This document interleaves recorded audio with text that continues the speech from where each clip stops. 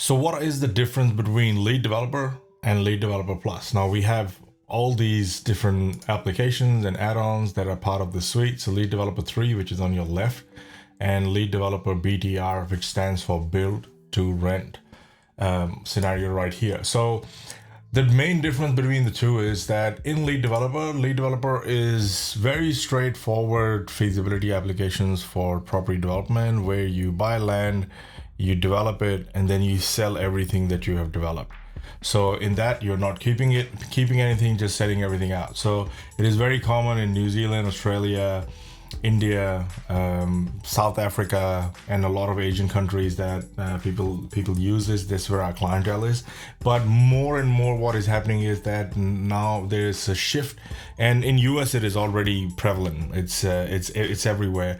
Like multifamily, this is what built to rent application does, where you are developing a product specifically to rent it out after the completion of construction, and that is what build to rent is. And they look more or less the same, because if you've used Lead Developer, you can very easily use Lead Developer Plus. But if you haven't used that before and you only want a build to rent where you are building an apartment complex and you're going to lease everything out, or you're building a row of townhouses where you're going to sell some of them, like let's say you're building 6 but you're gonna retain 2 and sell 4, and you want to do a full feasibility because towards the end of the construction you would need to refinance the 2 that you are retaining, and the money for the 4 that you will sell will come in and pay down the debt and things like that. So that's what build to rent is, where because build to rent Lead Developer Plus is specifically designed and it assumes that something will be leased out at the end of construction. So what that leases out, what is that is going to be, you can specify under build to rent, and there are tabs here that where you can. And I have a separate video that will talk about the full overview of Lead Developer Plus and all the different tabs and everything. But right now I'm just giving you a broad overview of the key differences between Lead Developer and Lead Developer Plus. So again, this is for develop and sell, and this is for build to rent. And the main difference you will find is that under settings, you'll see that all our settings, all our pages, they look very similar.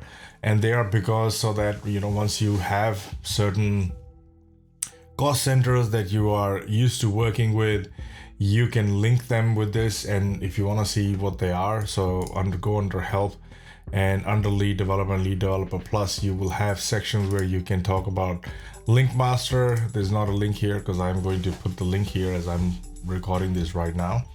And and you can link them, and won't get into it. But if you scroll down and you'll see, go to the cost center. So in Lead Developer, this is what your cost centers are. They start from column A, finish at column F, and there's a link for you to go and watch what this section does. Whereas in Lead Developer Plus, you will see that there is a whole lot of different section that talks about operating costs, because now after the construction is complete, we will go into the net operating income generated from the assets that you will be holding within the development, because they will be leased out. So these are all operational costs which are extra that have to be accounted for. In terms of tabs, you will see that more or less all tabs are the same. They work the same except for BTR units, which is these are the units. So if you're developing, let's say your development has 4 residential units that you are going to develop and sell, then another 2 commercial units that you're going to develop and sell. But then you have 5 other units that you are not going to sell. And those 5, whether they are commercial or residential, it doesn't matter.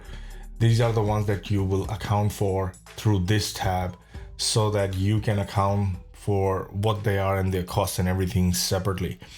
And you have another section called operating costs, where you will account for all the operating costs. So what we were talking about here under cost scores and your operating costs, all these cost centers will relate to the operating expense section, where you can allocate these operating expenses.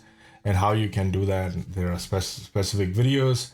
R stands for reports. These are all your reports. And C stands for charts, and these are all the different charts. Nothing is populated because there is no data in them at the moment, but these are the main differences. Apart from that, the main thing that you got to know is that in terms of funding and in terms of lending, you'll see that we have a separate section for build to rent. That section is not available in dashboard in lead developer, because there is no build to rent section there. So there is this section's right here. As far as your construction funding and funding table and different kind of loan sizing options are available, they are exactly the same. In here we have them slightly different, like this table kind of sits on the side, whereas over here this table in this section, this table sits at the top. Just some design changes, that's all. And in here we have permanent loan takeout, which basically means this is a loan that kicks in after the construction is complete, because the units that you aren't selling, they still have a construction debt on them. And if they haven't been sold, that means somebody's got to pay them out. So that's why another loan comes in, which can be a principal and interest loan or an interest only loan. And you can even specify for how many months it's going to be interest only and things like that.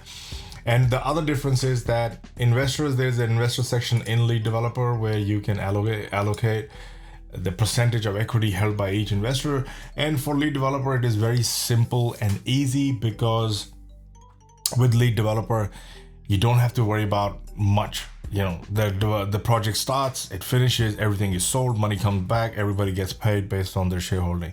Super easy.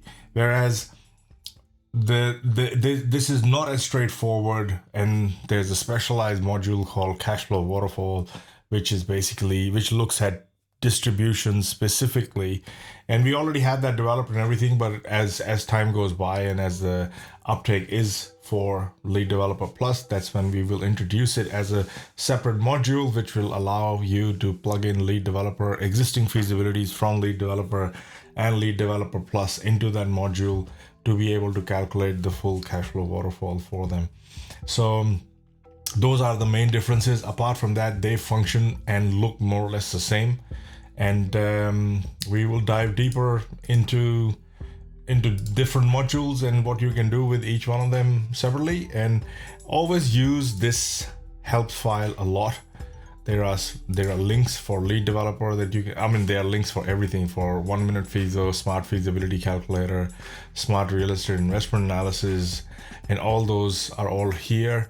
And you can learn about them and use them in your projects. And any FAQs, these are certain links that link back to Edge. Certain links require that you are logged into Edge. So if you are on Edge platform and you're not logged in, you won't be able to see those certain sections. So I think already logged in, so it can show me a lot of stuff. So it doesn't show me a lot of stuff because this particular account that I use for creating video doesn't have access to the property development system. So this has access to, so this is because I'm logged in, I can see 7-day challenge. But if I was to create a file and click on Edge, and I'm not logged in, so I can't see a lot of different sections. So it depends upon what you have access, what you already have access to. So make sure you keep an eye on these, and we'll dive deeper.